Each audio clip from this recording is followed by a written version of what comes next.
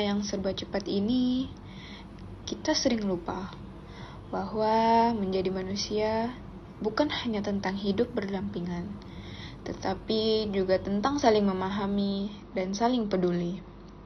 Terkadang, kita menganggap seseorang hanya sebagai teman biasa, tertawa bersama, berbagi cerita, dan lalu berlalu begitu saja. Namun, tanpa kita sadari, ada luka yang tersembunyi, ada perasaan yang tak pernah terucap. Film ini bukan hanya tentang pertemanan, ini tentang bagaimana kita memperlakukan sesama manusia, tentang empati, tentang keadilan, dan tentang keberanian untuk peduli. Ya, meskipun itu tidak mudah, karena pada akhirnya kita bukan cuma teman, kita adalah manusia yang saling membutuhkan. Inilah judul film kami, bukan cuma teman. Kita kelas mana?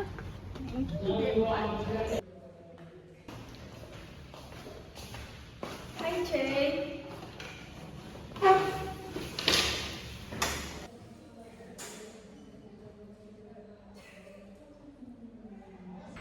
Gun, jangan dekat-dekat Cey deh. Kenapa? Gak tau, soalnya dia tuh aneh banget.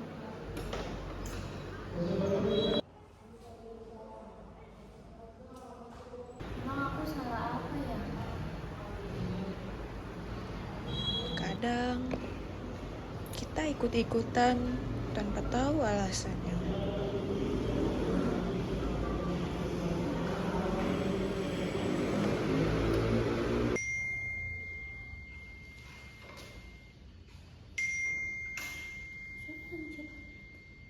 Kayaknya kita Zoom ya?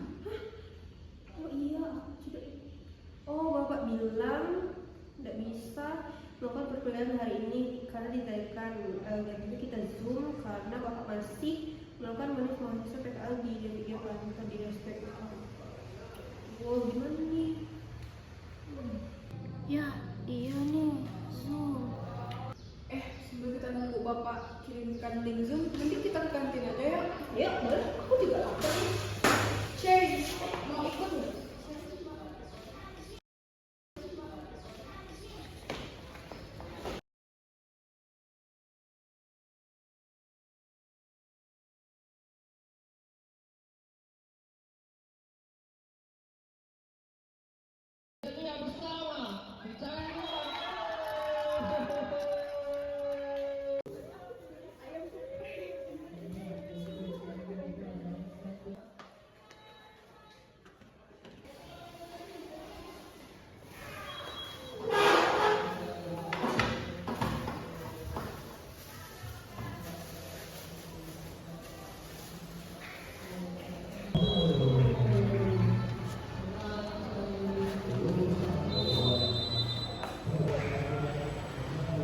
Aku boleh gabung nggak? Kursinya udah penuh sih.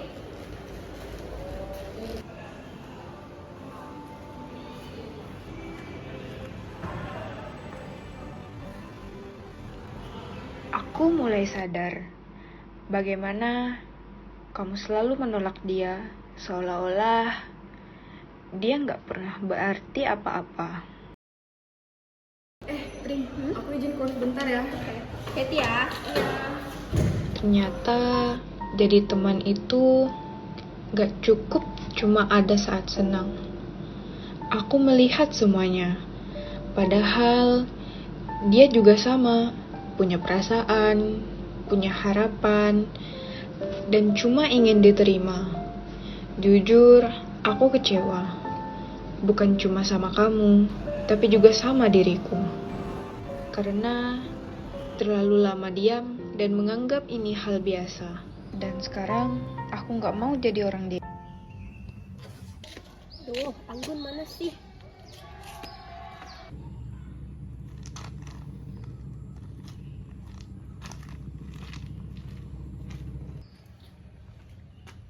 Ada Cey tuh.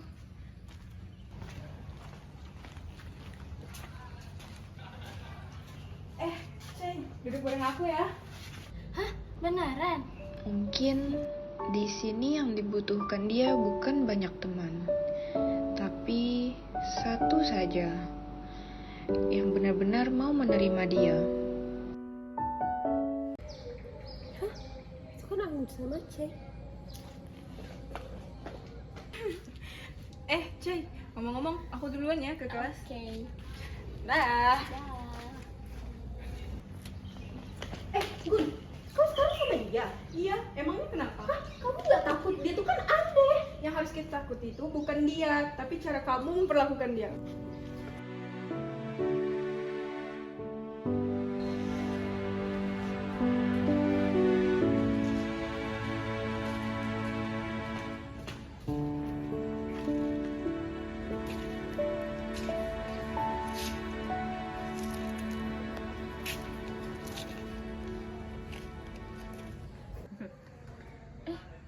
Kan mau UAS. Kelas 2 ah.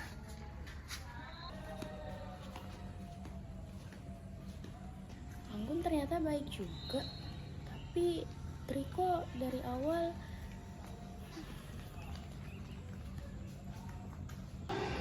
Baik anak-anak, sekarang waktunya mengumpulkan UAS kita kemarin ya.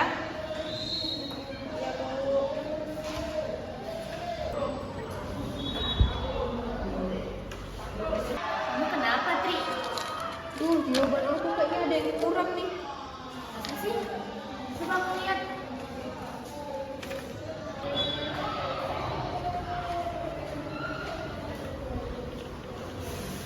Tri, jawaban aku yang kayak gini. Makasih ya, Cek. Iya. Bentar ya, saya dulu ya. Aman.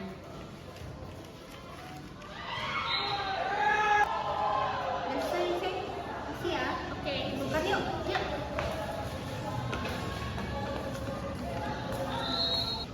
Nih ya, Bu.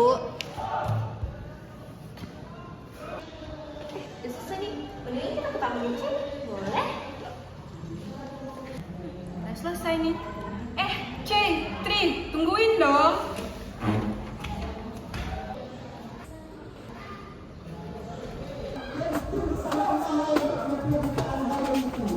Kok anda nungguin aku?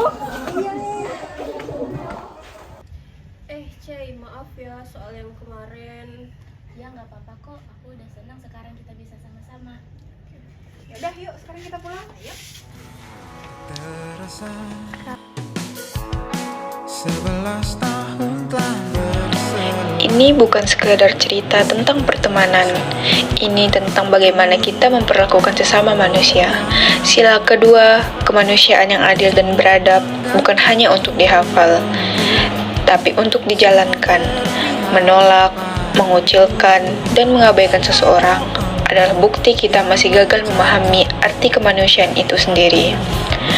Kita tidak berhak menentukan siapa yang layak diterima, karena setiap orang punya hak yang sama untuk dihargai. Kalau kita masih memilih berdasarkan ego, masih menutup hati terhadap yang berbeda, maka kita belum benar-benar mengamalkan sila kedua. Menjadi manusia yang beradab bukan soal kata-kata, tapi soal tindakan. Dan pada akhirnya, kemanusiaan yang sejati terlihat dari siapa yang kita rangkul, bukan dari siapa yang kita jauhi.